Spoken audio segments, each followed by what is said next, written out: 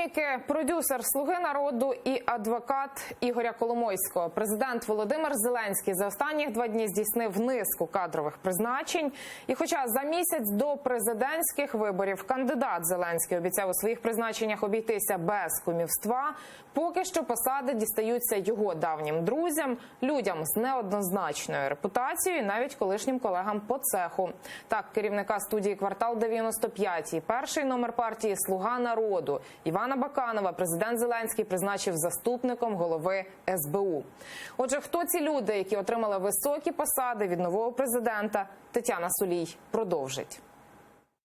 Цього завжди усміхненого чоловіка у виборчому штабі тепер вже президента Володимира Зеленського інакше як рішателем не називали. Саме він, головний антикорупціонер в уряді Азарова, помічник радника президента втікача Януковича Андрія Портнова і адвокат олігарха Ігоря Коломойського Андрій Богдан вмовив Володимира Зеленського піти в президенти. Надто вже добре він зіграв цю роль у «Слузі народу».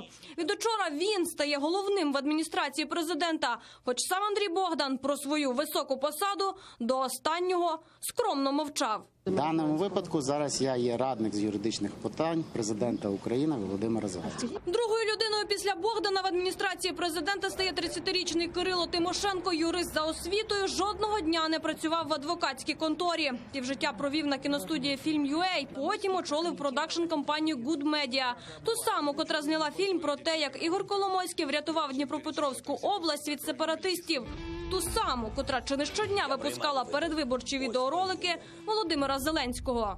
Ви кличете мене на дебати, мріяли, що я втечу, відморожусь, заховаюсь. Ні, я це не ви у 2014 році. Ще одним заступником голови адміністрації на Банковій стає Юрій Костюк, до вчорашнього вечора сценарист і креативний продюсер «Слуги народу». Був в числі тих, хто ще 4 роки тому прописав для Володимира Зеленського роль президента.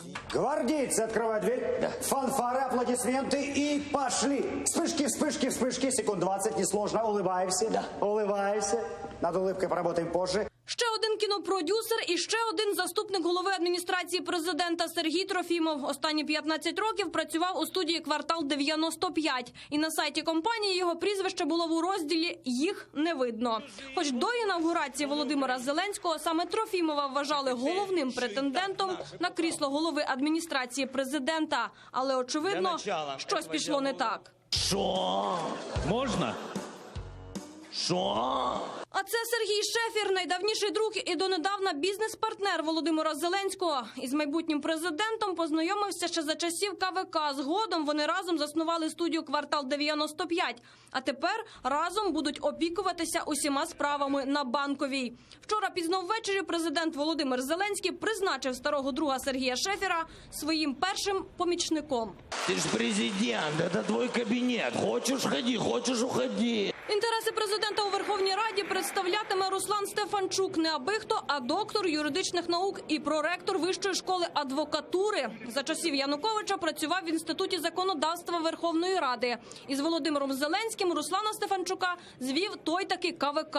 Щоправда, там вони ще грали за різні команди. З Володимиром Олександровичем ми познайомилися дуже давно. Він грав за Кривий Ріг, я грав за команду Хмельницького. Вчора кінопродюсер і за сумісництвом перший номер у президентській партії «Слуга народу», сьогодні вже заступник голови СБУ. Президент Володимир Зеленський вирішив, що краще за найдавнішого його друга Івана Баканова боротися із корупцією та організованою злочинністю не зможе ніхто. Кілька годин тому президент визначився із кандидатурою секретаря РНБО. Ним став колишній міністр фінансів в уряді Гройсмана Олександр Данилюк. Той самий, хто брав участь у націоналізації Приватбанку. Єдиною ж, хто відмовився від крісла в адміністрації президента, була Олена Зеркаль. Заступниця міністра закордонних справ. Володимир Зеленський пропонував їй очолити зовнішньополітичний напрямок своїй адміністрації. Але не склалося. Тетяна Сулій, Заман, АТР.